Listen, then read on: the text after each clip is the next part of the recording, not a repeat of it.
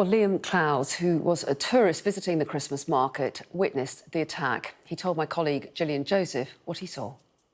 Initially, I just heard this noise, so it's sort of like a metallic scrape. So this is coming from behind me. As I turn around, there's a child's carousel turning. I thought initially that this was just braking or had just malfunctioned, and then all of a sudden a car comes from the right of us, straight across us, driving at least 30, maybe 40 miles an hour, drives through people. People are going over the car, of course. And we didn't particularly see any major injuries, but we, of course, knew that it was a serious incident as it happened. How close did the car come to you? Around, I'd say about 15 yards within. If we'd have been 15 yards further forward, we would have been direct in front of the car.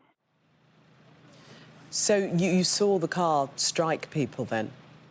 Yes. As it's driven through, it's coming around where the entrance was to the Christmas market, and as we know, the driver hasn't applied any brakes or anything. Has just driven through people and tried to hurt or kill.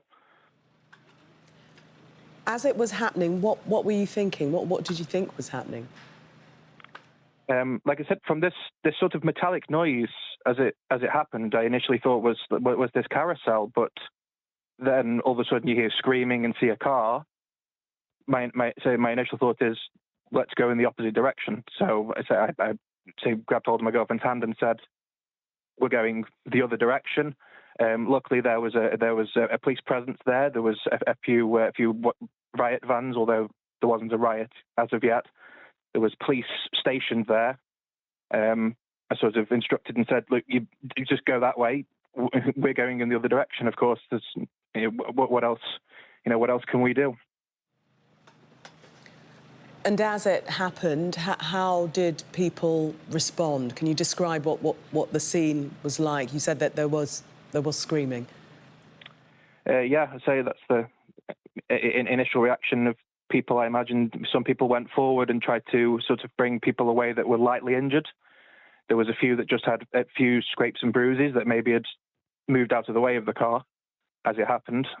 And as we passed the police van, there was people being tended to with very minor bumps, and somebody said that their knee was hurt. But in terms of major injuries, we didn't see anything. But as we now know, there has been fatalities. And was there a police presence immediately? Almost immediately, yeah. Within sort of 5 to 10 seconds, there was also private security, which I did notice. But of course, what can be done against a car being driven through?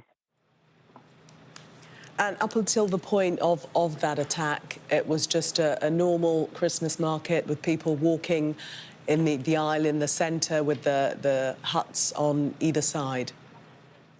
Yeah, lots of huts either side, sort of people drinking mulled wine and things, and eating what they call bratwurst, hot dogs and things like that, and all of a sudden it's turned upside down. How are you feeling now? Your voice still sounds a little shaky. Yeah, a little bit. I think it'll take a day or two to process what's actually happened. Seeing it in the news is very different to seeing that in person.